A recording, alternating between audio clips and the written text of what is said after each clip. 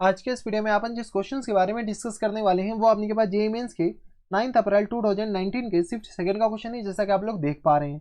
यहाँ पर देखिए अपने के पास क्या दरकार है कि the common tangent to the circle, circle का एक इक्वेशन ये दे रखा है एंड अपने के पास दूसरा इक्वेशन ये दे रखा है। Also passes through the point, ये किस पॉइंट से पास हो रहा है। चलो सर्कल का एक इक्वेशन दे रखा है अपने के पास X square plus times Y square equal to आ गया अपने के पास 4 के बराबर। दूसरा इक्वेशन दे रखा है X square plus times Y square plus times 6x plus times 8y और -24 इक्वल टू आ गया अपने पास 0 के बराबर। हाँ है ना, ये हमारे पास एक सर्कल का इक्वेशन है और ये दूसरे सर्कल का इक्वेशन है। इसका सेंटर और रेडियस निकाल लो। सेंटर जो हो जाएंगे अपने का 0,0 हो जाएंगे और कॉमा अपने पास रेडियस जो हो जाएंगे वो किसके बराबर जाएंगे, तो रेडियस रेडियस रेडियस आ गया अपने पास 2 के बराबर। इसका सेंटर अपने पास आ जाएंगे -3, -4 के बराबर। तो यहाँ से रेडियस किस बराबर जाएंगे, तो स्क्वायर रूट ऑफ ये आ गया अपने के पास 9 प्लस 16 और माइनस माइनस प्लस हो जाएगा तो ये आ गया अपने पास 24 के बराबर।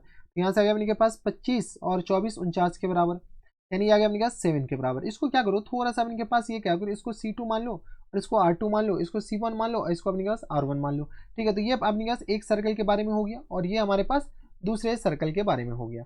ठीक है, अब देखो क्वेश्चंस में तो एक तो तरीका ये है कि इसको अपने पास ऐसे सॉल्व कर लो। इसके लिए y इक्वल टू mx और plus minus r into square root of 1 plus M square लिख लो। सिमिलरली इसके लिए भी लिख लेते हैं और इसके बाद कंपेयर कर लेते हैं, लेकिन उससे हमारा काम थोड़ा सा ज़्यादा लेंदी हो जाएगा। एक बार ये चेक कर लेते हैं कि ये जो अपने के पास सर्कल है ये टच कर रहा है या नहीं कर रहा है। उस अच्छा टच कर रहा है तब तो अपने के पास कॉमन टेंजेंट है। ठीक है, नहीं भाई टच बिना टच किए हुए तो कॉमन टेंजेंट आ सकते हैं।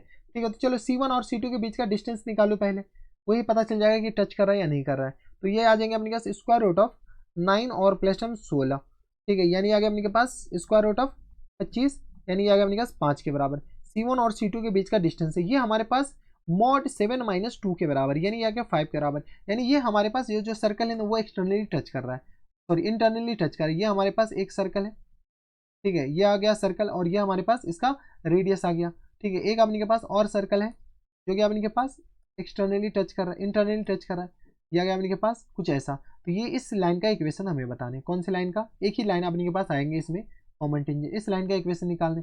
इस लाइन का इक्वेशन क्या होता है पता है, इस लाइन का इक्वेशन होता है S1 minus S2 equal to 0 के बराबर। क्या होता है अपने पास S1 minus S2 equal to 0 के बराबर। इसको अपने पास थोड़ा सा इधर लिख लो। ठीक है, तो ये आ गया अपने के पास S1 minus S2 equal to 0 के बराबर।